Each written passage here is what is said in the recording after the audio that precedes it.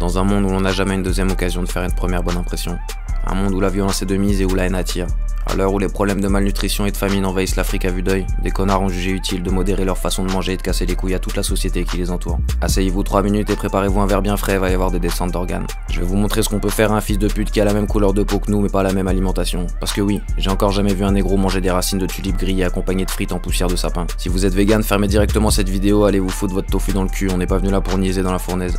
Vous êtes une cible facile mais j'en ai rien à branler. Si j'ai envie de vous voir boiter sur le bas-côté avec un pot d'échappement Polini ProRace dans votre rectum jusqu'au palais, c'est que ça m'éclate. J'ai dans ma vie eu plusieurs fois l'occasion de me retrouver face à ce genre de spécimens qui ont littéralement pollué mon esprit le simple temps d'un repas. Hommes et femmes dans le même panier pour le coup, mention spéciale pour les féministes qui ont réussi à se rajouter ce défaut sans aucune hésitation. T'as donc des poils sous les bras, une coupe de cheveux de mec, t'es gouine, et quand tu pètes ça sent le suppositoire périmé, mais je vais pas m'attarder sur ton cas, restons sur les végétariens. Ces grosses merdes qui n'ont jamais pensé aux conséquences écologiques d'une prolifération de masse de toutes les espèces, qui ne vivent que par la modération et le refus catégorique d'une alimentation saine et équilibrée. Vous pensez que l'homme de Néandertal quand il avait la dalle il se demandait si sa proie allait souffrir avant de la bouffer? La réponse est non. Il lui balançait sa hache en pleine gueule et la bouffait tiède pendant qu'elle agonisait encore. On appelle ça la loi de la jungle. T'as faim, tu manges, point barre. Vous êtes en train de créer une société dénuée de tout sens avec des catégories socio-mentales qui vont petit à petit nous amener vers un constat tristement amer. Nous allons devenir des grosses fiottes. Votre façon de militer et d'emmerder le monde avec vos idées de merde me rappelle tous ces trous du cul qui pensent sauver la Palestine à base de hashtags de prépubères sans même savoir si le pays est gouverné par un roi ou par un président. J'emmerde tous ces connards qui se sentent investis d'une mission mais qui n'ont jamais envoyé un seul centime vers le pays qu'ils estiment opprimé. Et ça s'applique à tous les pays du tiers-monde. J'en place une pour ces trous de balles de rappeurs soi-disant militants qui refusent de nourrir les enfants pauvres lorsqu'ils se déplacent dans les favelas pour des festivals. Tu t'es reconnu Black M? Ton buffet à volonté de gros porc que t'as refusé de partager avec les médians situés de l'autre côté de la vitre. Et le pire dans tout ça c'est que t'as refusé de chanter parce que t'avais peur qu'ils soient armés. Tu m'étonnes.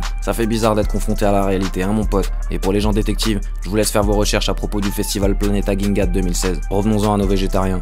Ces gens lopettes qui puent de la gueule à force de déblatérer de la merde sur leur lifestyle aussi pauvre que le dernier compte épargne de Samina Seri à la banque postale. Vous pensez sauver les animaux avec vos conneries sauf que vous détruisez les hommes en les rendant socialement stériles.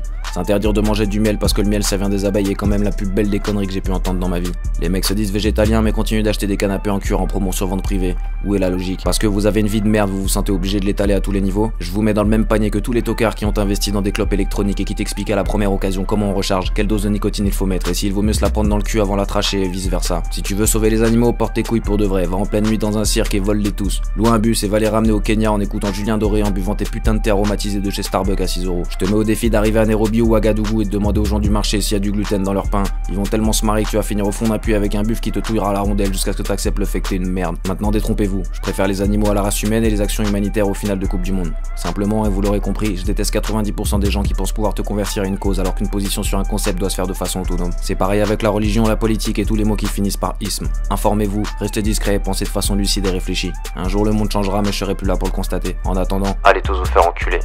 À bientôt.